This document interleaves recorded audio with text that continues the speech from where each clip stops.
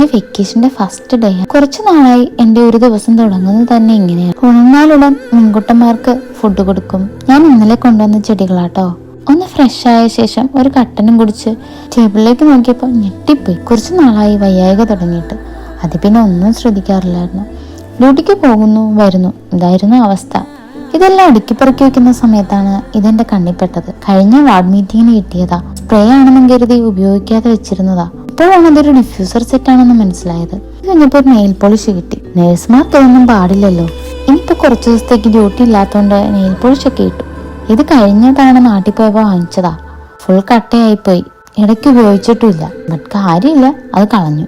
എന്റെ key chain materials എല്ലാം ഒന്ന് ഒരു സ്ഥലത്താക്കി വെച്ചു. വിശന്നപ്പോൾ ബ്രെഡും ചീസും കഴിച്ചു. ഉച്ചലത്തേക്കൊരു മോരേറി ഉണ്ടാക്കി. ഏട്ടൻ വന്നപ്പോ മീൻ ബൗൾ ക്ലീൻ ചെയ്യാൻ തുടങ്ങി.